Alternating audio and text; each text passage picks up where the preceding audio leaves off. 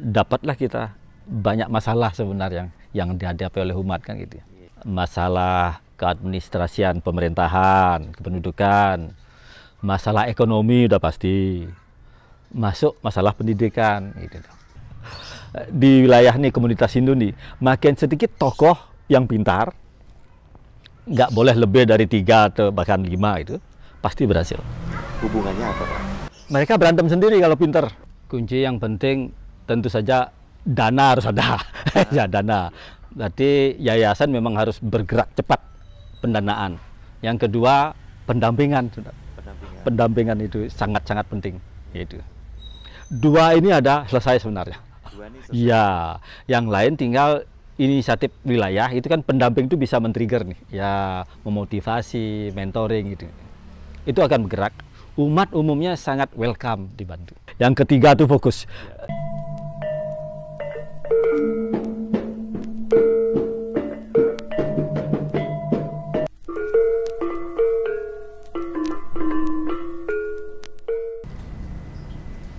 Om Swastiastu, pemirsa channel Media Hindu yang berbahagia.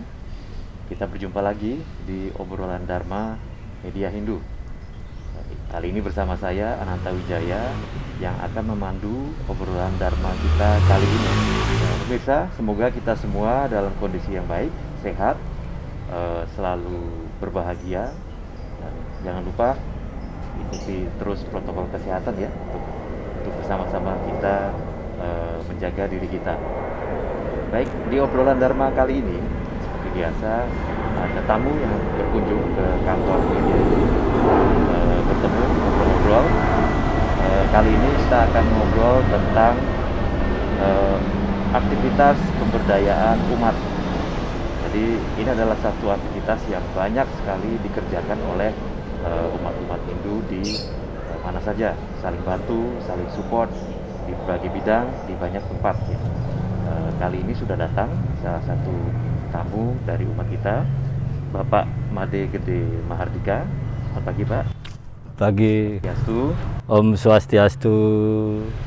Bapak Made Gede Mahardika adalah satu umat yang aktif dengan yayasannya membantu umat di kegiatan pendidikan, di bidang pendidikan. Apa saja aktivitas yang dilakukannya bersama yayasannya, simak di obrolan Dharma Media Hindu kali ini. Jangan lupa subscribe, like, dan juga nyalakan notifikasi Anda. Dan juga kalau Anda mungkin ada pendapat atau ada pertanyaan menarik, jangan lupa langsung tulis di kolom komentar. Baik, selamat pagi lagi. Ya, pagi. Itu Pak. Pak, ini manggilnya gimana Pak? Made? Pak Mahardika. Ya. Pak Mahardika. Nggih. Saya Ananta Pak. Nggih. Kita sudah kenal cukup lama tapi belum banyak waktu. Ya. Iya Pak ya. Baik, terima kasih Pak sudah berkenan untuk hadir Ya. hari ini. Kami mendengar banyak Pak tentang aktivitas Bapak, terutama di bidang pendidikan. Saya kira pemirsa Media Hindu juga pasti ingin mendengar juga nih cerita itu.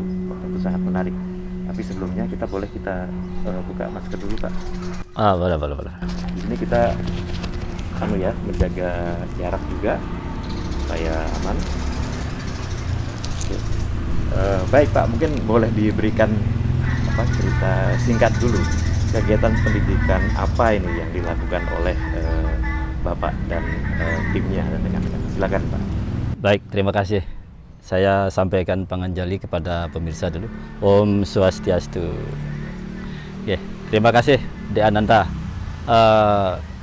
Jadi yayasan kita, Yayasan Sanatana Dharma Nusantara yang berkedudukan di Jakarta, sekarang ini program kita banyak membantu kegiatan pendidikan bagi umat di pedesaan. Ya. Jadi hampir di semua provinsi, di semua kabupaten. Fokusnya sebenarnya memberikan beasiswa, ya menyalurkan beasiswa dari donasi-donasi yang kita terima dari para donatur. Gitu. lebih. Beasiswa. Ya, beasiswa. Jadi bukan jadi guru nih, saya pikir. Oh, bukan. Iya, iya, iya, iya. Menarik sekali. Boleh silakan Pak, seperti apa itu program beasiswa? Jadi program beasiswa itu kita awali dari sebuah daerah sebenarnya, tidak langsung di banyak daerah, khususnya di daerah Kajen Pekalongan. Oh, di Jawa Tengah. Ya, Jawa Tengah. Jadi umat kita di situ ada tuh yang tahun 2000-an tuh tinggalnya masih di daerah pegunungan, di Linggo Asri itu. Wah. Ya, jadi tinggal di sana. Kita datang di sana menginap 3 hari, kita melihat kondisi umat dan lain sebagainya. Kita coba petakan kondisinya di situ dengan ketua yayasan dan lain sebagainya. Dapatlah kita banyak masalah sebenarnya yang dihadapi oleh umat kan gitu ya. Masalah keadministrasian pemerintahan, kependudukan, masalah ekonomi udah pasti, masuk masalah pendidikan gitu. Ya. Lalu kenapa pendidikan, Pak? Nah, gini, pendidikan itu tidak ujung-ujung muncul, ya, tidak ujung-ujung muncul. Tadi kan 3 masalah besar itu kan ya, masalah administrasi kepemerintahan. Misalkan ini seperti orang menikah itu sulit, ya, dapat KTP itu sulit, ya, dapat KTP anaknya bukan Hindu jadinya, gitu ya, gitu. Nah, itu bisa ditangani oleh tokoh setempat, ya, yang punya akses ke pemerintahan. Masalah ekonomi karena mereka agraris sifatnya, sangat berbeda-beda kegiatannya, ya. Nah, disitulah muncul tuh, oh ternyata orang-orang tua di sana banyak memakai tenaga anaknya untuk bertani juga di agraris gitu. Membantu orang tuanya. Jadi pada saat musim tanam dia akan bantu, nggak sekolah. Ya, pada saat musim panen ikut bantu lagi, nggak sekolah lagi. Gitu. Terus yang ketiga juga, kalau SD mungkin sekolahnya dekat situ ya, mudah. Tapi begitu SMP, SMA agak jauh nih, nggak ada di desa itu. Dia harus ke kotanya. Nah, masalah biaya di situ, mulai biaya transportasi, mulai Bali Terasa situ. Itu alasan utama mereka. Dan harus meninggalkan. Iya, orang tuanya, dan orang tua harus keluar duit, ya gitu itu kan. Nah, dari sanalah kita berpikir, nah kita bantu di situnya, fokus ke beasiswa untuk trigger awal. Ya, bagaimana ekonomi umat terbantu, tapi dengan membantu beasiswa anaknya. Sehingga tetap bisa sekolah, sehingga beban ekonomi keluarga nggak terserot ke sini, itu dasarnya. Jadi dampaknya dari beasiswa ini bisa ketemu ke ekonomi? Ya, bisa mengurangi beban ekonominya. Seperti apa itu, Pak? Boleh diceritakan?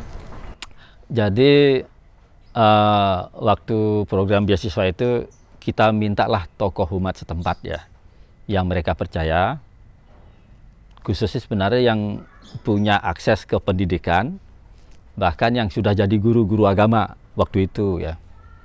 Jadi mereka yang memilih warganya siapa yang layak. Kalau ngomong bantuan gitu kan umumnya orang memberi bantuan kepada umat yang kurang mampu. Bahasanya selalu begitu ya. Selalu begitu ya. Biasanya begitu kalau mau bantu. Ternyata problem kita di lapangan nggak bisa seperti itu. Oh gitu. Ya. Kenapa, Pak? Problemnya apa? Karena ini masalah hampir di seluruh daerah seperti itu. Kalau ada orang memberi bantuan, umat tuh inginnya dapat semua. Sama rata, sama rasa, begitu. Mereka semua merasa nggak mampu. Ya, atau sebagian kecil aja yang mampu sebenarnya. Nah, mau nggak mau, ya kita ratakan dulu. Jadi semua umat Hindu fokusnya yang SMP, SMA dulu, yang sekolah di luar desanya itu dapat semua. Gitu. Supaya prinsip merata dulu yang penting, kesetaraan, kesamaan rasa. Karena motivasi mereka dulu yang diangkat nih. Anak-anaknya bisa rajin ke sekolahnya, orang tuanya juga terbantu ekonominya. Seperti itu. Yang terjadi apa setelah itu? Itu bergulir terus ya, bergulir terus. Bahkan sampai ada yang kuliah, kita kuliahkan juga ke Jakarta seperti itu. Benar-benar yang, nah kalau yang kuliah benar-benar berprestasi. Oke, Ya harus berprestasi. harus prestasi. Yang kedua berani ninggalin daerah dulu. Berat ya? Itu tahun 1999 loh ya, tahun 2000-an ya. Dari sana langsung dibawa ke Jakarta. Jakarta. Oke, oke. Waktu itu sekolah di Stah satu. Di Stah. Ya, janjinya dia harus kembali lagi ke desanya, ikut membangun umat.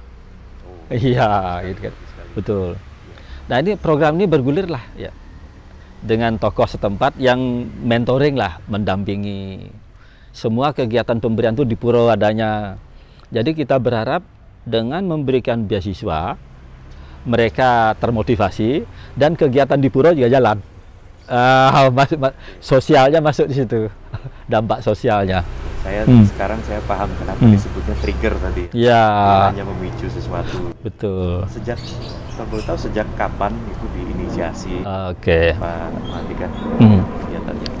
Program beasiswa itu berjalan sejak tahun 2001. Ya. Tapi sebenarnya sebelum 2001 kita awali dulu tahun 1999 sebenarnya. Ini bicara sedikit sekilas tentang yayasannya ya. Silakan. Yayasan ini lahir karena ada kegiatan mailing list Hindu Dharmanet zaman dulu itu. HDNet. Ya, HDNet. Ya. Kebetulan saya adminnya waktu itu kan. Disitulah muncul kepedulian tuh. Apa yang bisa dilakukan sih? Kita ngumpul tuh berapa tokoh, cukup terkenal tokohnya ya. Seperti Ide Sri Empu, sekarang Ide Sri Empu, dulu walakonya Pak Putu Setio, Pak Ngakan Putu Putra juga, ya, Suwargiyo, Pak Agus Bante, ya, dan Rayantara juga banyak itu. Ngumpul lah, apa sih program nyata buat umat? Gitu sebenarnya waktu itu. Sehingga kita lakukanlah seminar tuh di hotel wisata. Saat itulah datang satu umat kita yang dari Kajen tuh Basuki namanya. Mas Basuki. Iya, Mas Basuki namanya. Orangnya vokal, berani ngomong. Di situ dia bicara tentang kondisi umat di Kajen. Gitu. Gara-gara dia kita datang ke Kajen. Nah, dari situlah mulai beasiswanya tahun 2001. 2001 mulai beasiswa. Fokus di Kajen, ya di Pekalongan. Kalau sekarang sudah Nah, bergeraknya waktu berkembang, begini programnya naik turun, baik jumlahnya maupun wilayahnya. Ya, sempat wilayahnya sampai ke Sulawesi. jauh juga ya. Jauh. Ya, kan ada sekolah Hindu di sana ya. Bergeraklah dari Kajen lari ke Malang, ke Trimurti. Ya, SMA Trimurti pakai saji dulu. Setelah itu masuk ke SMP Trimurtinya. Terus masuk ke Klaten, Saragen, terus Komuning di Ngargoyoso itu sampai ke Medan. Medan juga? Sampai ke Medan. Gitu. Berangkat awalnya dari berapa siswa gitu? Aduh, sangat sedikit. Paling banyak waktu itu 53 anak siswa. Iya. Sekarang sudah hampir per semester itu 200 ya sampai 300 anak. Nah, jadi kalau di total sampai tahun ini itu sudah ada 3.000 siswa. 3.000 siswa. Jadi sudah 20 tahun ya? Ya. 3.000 siswa. Lumayan lah. Tidak besar banget tapi ya bermanfaat bagi umat di situ. Saya kira apalagi tadi disebutkan ini hanya trigger ya. Iya. Nah, ada ini nggak Pak? Mungkin hal-hal menarik atau tantangan-tantangan khusus gitu. Kan ini saya kira beasiswa ya biasanya kan cuma kita ngasih udah lupakan. Ngasih jalan. Ceritanya kayaknya wah sampai dibawa ke Jakarta. Ya. Syarat-syarat itu, ya. Pak, itu menarik. Boleh diceritakan, Pak? Boleh. Pertama kali kita menerapkan beasiswa, sebenarnya tantangannya cukup banyak. Yang pertama tadi karakter daerahnya hampir rata itu. Begitu ada uang, inginnya dapat semua. Satu. Bagi rata tadi ya. Bagi rata. Yang kedua, masalah tokoh yang mau mengontrol di lapangan. atau mentoring atau memfasilitasi di lapangan. Umat kita di daerah umumnya apa namanya ya, nggak mau unjuk gigi, nggak mau tunjuk tangan. Oh, mungkin sungkan. Sungkan, pakai bahasa Jawanya tuh pakai karena itu nggak enak omongan tetangga. Aduh, si A yang ini sekarang ya dapat duit, dia bener semua nggak sih? Kok saya dapat cuma sekian? Nah, bahasa itu koordinator nggak kuat itu. Ya, kok saya nggak dapat? Nah, bahasa gitu. Itu tantangannya di situ waktu itu. Banyak lagi sebenarnya, belum masalah pendidikan tadi, kerja di sawah gitu ya. Gitu. Sepertinya kalau masalah pendidikannya itu akhirnya juga ikut menghadapi masalah pendidikan pada umumnya ya Pak? Ya, betul. Peran orang tua. Ya, peran orang tua, betul. Ya, orang tua. Jujur di zaman itu orang tua belum peduli tuh dengan pendidikan. Nggak peduli deh. Prioritasnya gini, ngapain kamu sekolah tinggi-tinggi itu jadi petani juga. Ya. Kalau sekarang jadi petani banyak yang canggih ya? Iya, banyak yang canggih-canggih sekarang. Orang tua. Sekolahnya gimana Pak? Nah, dari pihak sekolahnya sendiri ada. Kalau dari pihak sekolah, ya namanya mereka di desa komunitas Hindu yang kecil, sekolah kan tidak ada sekolah Hindu situ, sekolah umum ya. Sekolah sendiri sebenarnya nggak terlalu bermasalah. Bahkan seringkali beasiswa kita berikan di sekolah tuh, bayar beasiswanya.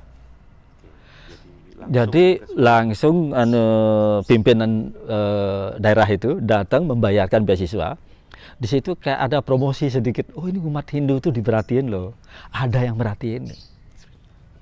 Itu ada kebanggaan mereka tuh di sekolahnya. Bahwa mereka tidak hidup sendiri di desa itu. Masih ada umat lain, dia punya teman, saudara di tempat lain. Itu berdampak juga Pak? Sangat berdampak, sangat berdampak. Mulailah di situ seperti di Kajen, kalau di Malang ya, terus di mana di Soma Gede, Banyumas itu. Banyumas. Mulailah itu sekolah anak-anak kita Hindu itu banyak berperan di desanya. Mau kegiatan apa aja, karena kan dididik di kegiatan di pura itu hidup. Ya, ada beasiswa, terus kita juga beasiswa disalurkan sekarang lewat Pasraman. Nah, udah meningkat nih. Kalau dulu kan 1 orang, sekarang guru Pasraman yang, karena yang dapat beasiswa wajib aktif di Pasraman. Ya, anaknya bisa jadi guru, anaknya aktif sekolah di Pasraman, atau aktif di puronya, atau orang tuanya aktif di puro. Sehingga puro, kegiatan sosial di puro itu bergerak, ada kegiatan banyak.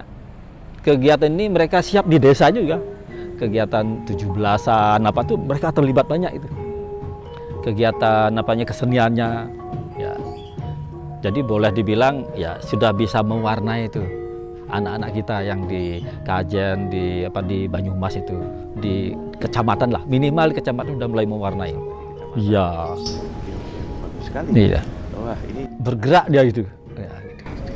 Itu dari 2001. 2001. Sekarang kalau dengar tantangan tadi, mungkin yang pasti ada yang saya nangkapnya ada yang berhasil, ada juga yang mungkin ya ada gitu ya. Ada. Itu kira-kira berapa persen gitu Pak perbandingannya? Hampir 50%. 50-50. Ya, 50%. Berat juga ya, jadi berat. Tidak semudah. Enggak semudah. Di balik cerita tadi. Enggak semudah itu.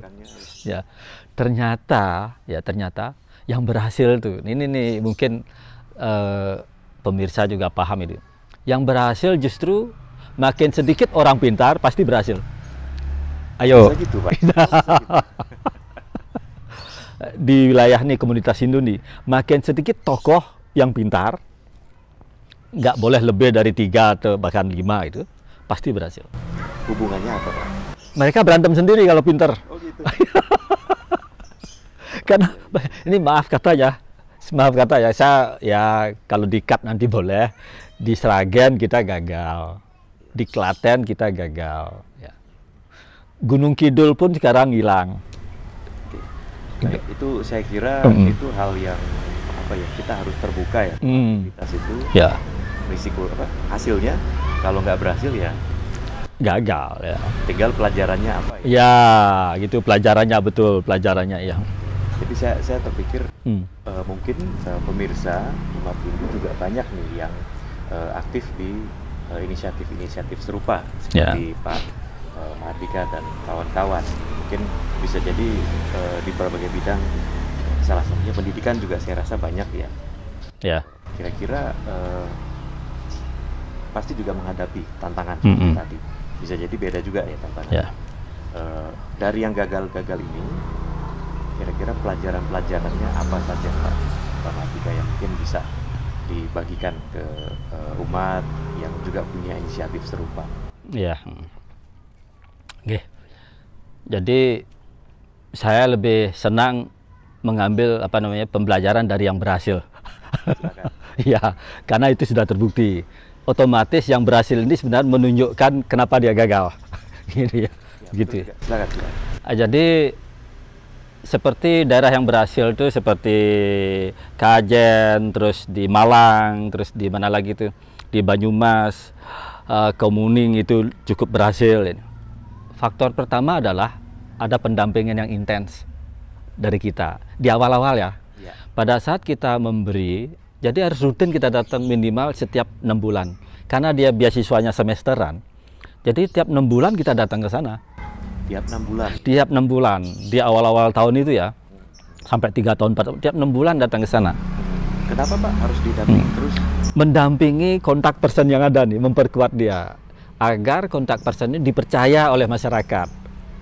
Bahwa memang dia, yayasan mempercayai beliau, dan masyarakat juga mempercayai, itu yang penting dulu. Ya, percaya. Ya. Selain itu juga kita melihat sejauh mana kontak person kita memanage teman-teman situ, pengaruhnya dan lain sebagainya, itu akan kelihatan. Ya, seperti itu. Itu yang pertama. Kalau tidak ada tokoh yang kuat dan dipercaya, mau gagal. Akan gagal. Karena omongan tadi, kok saya nggak dapet, kok saya ini seperti itu, nggak kuat ini. Persepsi orang banyak. Banyak. Itu dulu yang pertama, gitu kan. Nah, meningkat berikutnya, kan nggak mungkin kita ngandalin 1 orang, 2 orang. Umur bertambah terus, ya kadang-kadang ya tahu sendirilah, kalau makin lama berkuasa, ya biasa, post power syndrome-nya makin gede, ego makin gede. Nah, kita masuklah grup kecil nih. Makanya kita bilang tadi grup prasrama nih. Nah, di situ kemudian dia bergerak. Karena di desa itu, di pura pasti ada pasraman. Harus ada pasraman. Mulailah guru-guru pasraman yang terlibat. Ya, yang kedua pemudanya. Sebenarnya pilihannya 2. Pemuda setempat atau guru pasraman. Mana yang eksis ininya? Ya. Paling aman sebenarnya pertama guru pasraman, karena dia yang touch langsung dengan siswanya, dengan orang tuanya. Guru pasraman ada yang jadi guru juga di sekolah. Nah, dia bisa memantau di sekolahnya dan di pasraman. Kan gitu kan? Masuk nih kan? Jadi tokoh kita jadi pendamping aja, ini bergerak, betul ya? Kalau untuk beasiswa saja cukup. Beasiswa di situ cukup dengan guru-guru pasraman, karena mereka guru. Dia tahu perkembangan siswa di sekolah, cukup. Tapi begitu masuk ke bidang lain, nggak cukup yang ini. Bidang lain seperti misalkan bantuan ekonomi. Nah, tadi kan kasusnya adalah masalah pendidikan, yang kedua masalah ekonomi umat. Ya, karena ujung-ujungnya semua di uang kok. Ya, masalah ekonomi. Penting ini, Pak. Iya, selalu situ. Ya, ini menarik. Pendidikan men-trigger ke hal-hal lain. Salah satunya yang sangat penting ini ekonomi. Ya. Nah, di ekonomi sendiri hubungannya gimana, Pak? Triggernya? Ya. Pendidikan. Kita kembali seperti cara kita mendeliver beasiswa, kita selalu pakai contoh sukses dulu. Nggak mau terlalu banyak tempat, tapi satu daerah aja dulu. Ya, dicoba dulu, berhasil apa tidak gitu kan. Jadi beasiswa tetap jalan, karena jangan dikurangi nih. Nggak boleh lah. Nah, itu karakter yang lain itu. Kalau dihilangkan langsung demotivasi. Ya, ada dulu tetap. Tinggal masuklah ke kelompok ekonomi, bantuan ekonomi. Nah, begitu dia bantuan ekonomi, nggak cukup lagi guru pasraman. Kita butuh orang lain yang benar-benar mendampingi. Ya. Jadi guru pasraman tadi role-nya pendampingan Untuk beasiswa, gitu. Sekarang perlu pendamping lagi. Untuk ekonomi. Siapa, Pak? Nah, pendamping ekonomi sekarang, nah saya pilih sekarang gini, metodenya gini. Untuk ekonomi tentu saja kita ada dana nih. Anda kan brainstorming apa, diskusi bersama di sana. Mereka bisa bikin apa, usahanya apa, kegiatannya apa, bisa saja semua. Kalau diskusi itu semua orang bilang bisa. Saya bertani ini bisa, saya piara kambing bisa, saya bisa bikin sangkar burung bisa. Kita lihat tuh ke tempat-tempatnya. Semua orang bilang bisa. Tapi begitu kita tanyakan, siapa yang beli? Mulai bingung tuh. Bikin bisa, jual nggak bisa. Nah, sehingga program kita masuk adalah kepada orang yang sudah punya usaha. Ya, udah punya usaha, dia udah jalan sebenarnya. Tinggal dia menaikkan usaha atau menaikkan modal supaya bisa bersaing. Kalau dia punya usaha, dia pasti punya pembeli. Sudah 2 tahun, 3 tahun hidup pasti punya pembeli dong. Kalau enggak, mati dia. Ya. Naikin modal supaya bisa bersaing.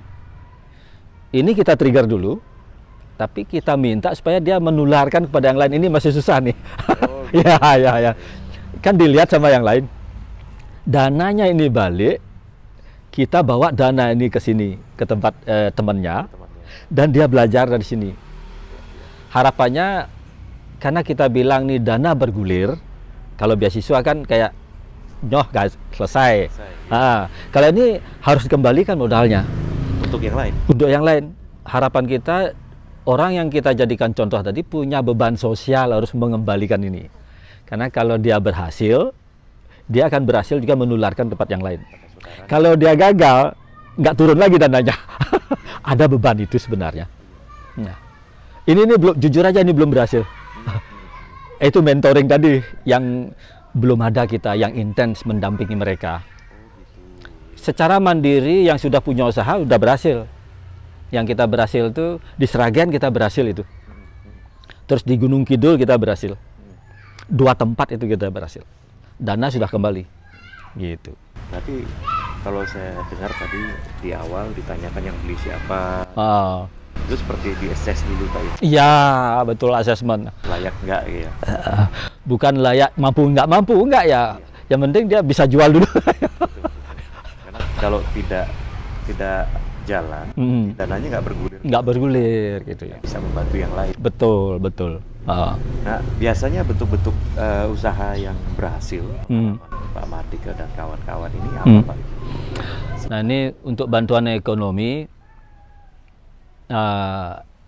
Sebelum yang terakhir ini ya, kita udah coba tuh seperti di Karanganyar kita kasih kambing. Ya, kambing, ternak kambing, dan juga sayur mayur, petani. Oh, petanian. Jadi bibit dan pupuk tuh bantuannya. Bapak-bapak tuh gagal. Gagal. Jadi di beberapa tempat, 3 tempat kita kasih bapak-bapak gagal. Oh, gagal terus. Iya, kita mikir kenapa gagal, yaitu kambingnya baru setengah mati. Kambing setengah dijual. Belum gede kambing, anak-anak udah dijual. Biasalah ada anaknya sakit, kebutuhan apa, ada saja alasannya. Ya. Nggak punya beban gitu ya. Ini kenapa ya gitu ya.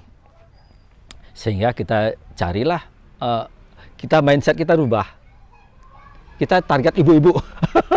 Oke, jadi malah ibu-ibu lah. Iya, geser targetnya.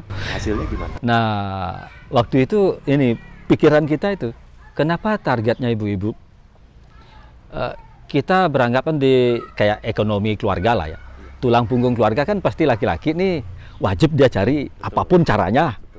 Ibu-ibu tuh hanya keneknya aja, kantong kiri, kantong kanan kan gitu. 2 penghasilan, tetap ibu-ibu yang pegangan gitu ya.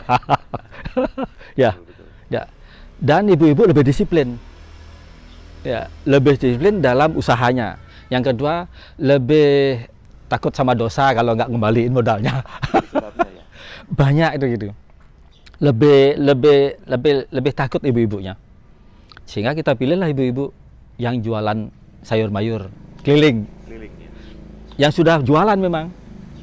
Jadi pagi dia beli sayur mayur atau ayam ke pasar, kita kasih modal nggak banyak tuh, ada yang 500.000, ada yang 1 juta. Dia keliling jual, setiap hari dia setor 500 perak. 500 perak, ada yang 1.000, ada yang 500 perak. Ke koordinator kita ini. Dia tuh disiplin ngembaliin. Gitu. Ya ke tanah tadi itu. Karena setiap minggu selalu ngumpul oleh koordinator ini. Dan kembali. Gitu. Ibu-ibu berhasil. Yang di Gunung Kembar, Gunung Kidul, itu berhasil juga. Ada mantan mahasiswi setah jualan tuh di Gunung Kembar. Dia punya warung kecil, tapi nggak cukup komplit anunya, isinya. Kalah bersaing dengan yang warung yang lebih gede. Bukan umat Hindu, lebih gede. Padahal tempatnya strategis. Ngajuinlah dana dia. Ya. Barangnya lebih kan. Jadi orang bisa belanja di situ. Gitu. Jadi targetnya adalah yang sudah punya usaha meningkatkan modal, dan yang kedua targetnya ibu-ibu. Ibu-ibu. Itu tingkat keberhasilannya lebih terjangkau. Ya, karena kita namanya contoh harus berhasil dulu. Karena kalau contohnya gagal, sulit nih ngembangin gitu. Menarik sekali Pak Mahardika. Berarti tadi kuncinya yang sudah ada usaha. Ya.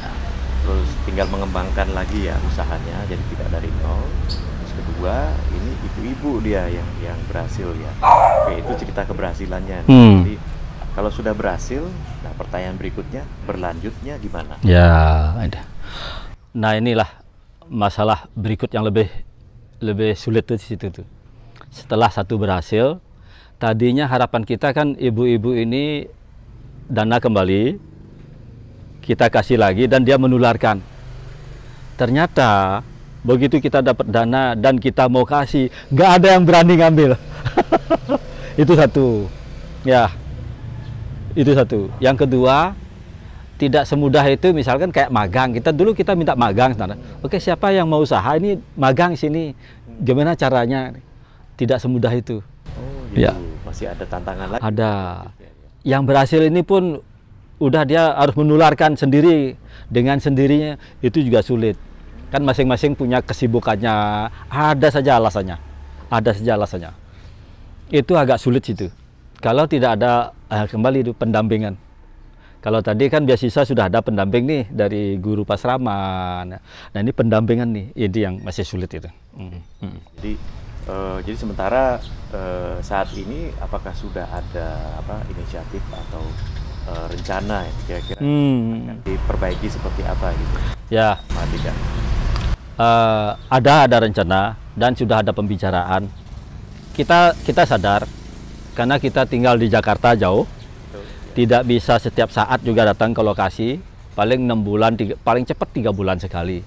Ya, mau nggak mau kita harus punya pendamping yang orangnya sendiri ada di wilayah situ. Nah, kita berpikiran lah bekerja sama dengan atau organisasi Hindu yang lain, ya lembaga Hindu yang lain. Kalau ada pemuda bagus. Nah kita sudah melakukan pendekatan kepada peradah nih, ya peradah kabupaten atau peradah kecamatan kalau ada. Nah kita sudah kulonun dengan Pak Ketua Pusat. Jadi langsung ke kabupaten masing-masing. Gitu. Jadi pendekatan berikutnya untuk pendamping itu pemuda yang. Ya pemuda, gitu. Karena gini, harapan kita satu mereka lebih punya waktu, ya. Pendampingan administratif sebenarnya, bukan teknisnya ya, bukan teknisnya. Karena kalau teknis si pelaku usaha itu yang lebih tahu, betul ya. Nah ini lebih kepada pendampingan administrasi aja. Bagaimana kelolanya, berapa hasilnya, ya gitu-gitu. Oh, berapa stoknya, ya gitu. Nah ini pemuda bisa, kalau mahasiswa itu bisa dia dampingin. Itu satu. Yang kedua, ada interaksi dari pendamping dengan orang ini. Ya, cukup intens gitu. Karena kalau sekali-sekali aja umumnya sulit bisa jalan. Jadi intensitas interaksinya harus tinggi juga ya? Ya betul. Harus rutin lah. Sebulan sekali harus berinteraksi. Mungkin di awal mereka 2 minggu sekali harus berinteraksi, 2 minggu sekali, 2 minggu. Begitu running sebulan sekali, 3 bulan sekali. Nah ini harus dibuatkan program itunya. Ya, seperti itu. Nah, makanya kita sangat membuka diri itu bagi organisasi umat atau lembaga umat yang ada di kabupaten sebenarnya, di luar Jakarta.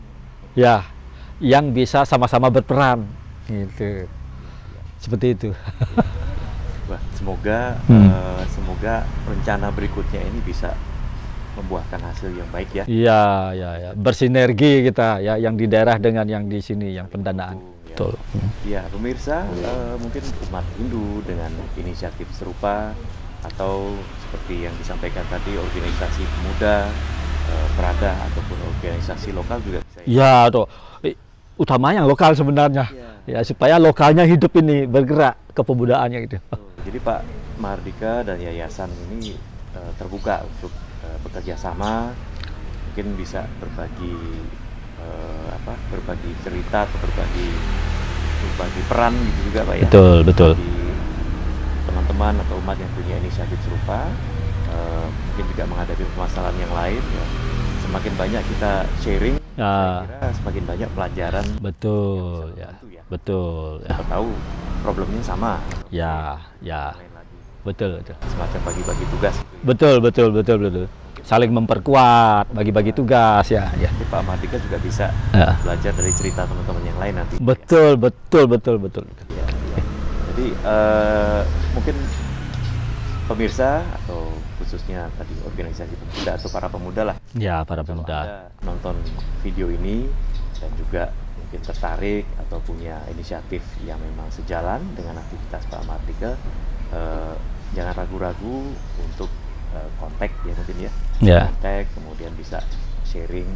Kita juga boleh juga share di kolom komentar juga ya. Boleh. Pak Mahardika juga akan baca juga ya. Ya.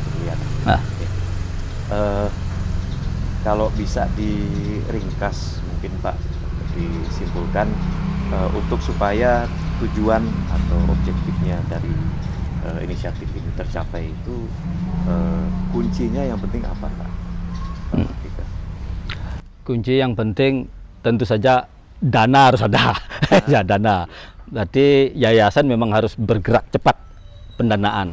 Yang kedua pendampingan. Pendampingan itu sangat-sangat penting. Itu. 2 ini ada selesai sebenarnya. 2 ini selesai. Ya, yang lain tinggal inisiatif wilayah itu kan pendamping itu bisa men-trigger nih, ya memotivasi, mentoring gitu. Itu akan bergerak. Umat umumnya sangat welcome dibantu. Oke. Ya, itu. Jadi 2 itu saja. Ya, 2 saja itu yang penting. Baik. Saya mendengarkan cerita Pak Mahardika ini sangat terinspirasi sekali nih. Jadi mengingat masa-masa dulu sering kuliah ya. kuliah jalan gitu. Ya. Jadi memang menyenangkan. Kita juga jadi banyak pelajaran gitu ya. Betul. Dan saya kalau boleh saya ada menangkap satu hal nih dari cerita Pak Mahardika ini. Fokus ya Pak ya. Iya, fokus ya, itu tuh harus. Ya, yang ketiga tuh fokus. Ya, bidangnya ya. Dari pendidikan. Jadi sehingga saya lihat Bapak bisa cerita banyak nih di bidang itu masalahnya, mencoba banyak sekali di situ hingga berhasil. Sekian waktu ternyata konsen selalu di 2 bidang itu. Betul. Fokus di targetnya juga areanya ya. Ya, betul areanya dan juga melibatkan fokus juga dengan melibatkan pemberdayaan umat setempat. Ya, betul. Itu wajib itu. Jadi kan kemandirian yang tadi itu kan ya, awal dibantu, terus inisiatif, kemandirian itu. Ini harus sekarang baru di inisiatif. Belum full mandiri. Jadi perjalanannya masih perlu waktu ya. Betul. Dan salut sekali Bapak dan kawan-kawan punya passion ya mengerjakan ini. Dan ya, Stungkaro punya waktu. Stungkaro. Waktu yang nggak bisa dibeli ya Pak ya. Betul. Oke, jadi mudah-mudahan kisah atau cerita dari Pak Mahardika dan kawan-kawan dari Yayasan Sanatarna Dharma Nusantara ya bisa menginspirasi kita semua dan juga bisa mendorong atau memicu lagi ya. Memicu lagi inisiatif-inisiatif serupa dari umat dimanapun Anda berada. Pak Mahardika, kalau pemirsa ingin mengikuti mungkin, perjalanan atau mungkin aktivitas ya dari yayasan ini, bisa mengikuti di mana, Pak? Ini sekarang channel kita hanya di Facebook saja yang permanen ya. Facebook ya, Yayasan Sanatana. Yayasan Sanatana itu aja. Itu ya. Itu Facebooknya. Ya. Kalau mau lihat kegiatan, lihat aja di situ. Iya, betul di situ. Kontak juga bisa ya. Bisa kontak nanti. Ya. Baik. Nanti dicantumkanlah kontaknya ya. Siap. Baik, silakan pemirsa langsung melihat ke sana untuk bisa melihat lebih jauh lagi kegiatan-kegiatannya apa saja dan bisa berinteraksi juga dengan Pak Mardika dan Betul. rekan-rekan di sana. Baik, terima kasih Pak Mardika atas perkenan untuk ngobrol-ngobrol dengan kita. Ya, sama-sama.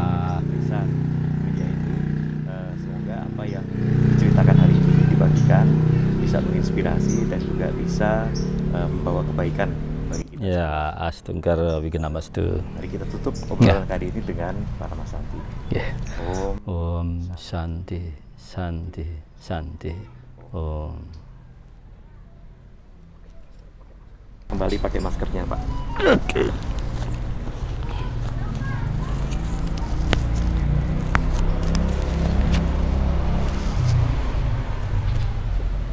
Ya, Pak Mardika, ini buku-buku dari Media Hindu untuk koleksi Bapak dan mungkin untuk bisa menginspirasi lebih lanjut lagi. Ya, Terima kasih ya, Pak. atur suksma. Ya, suksma.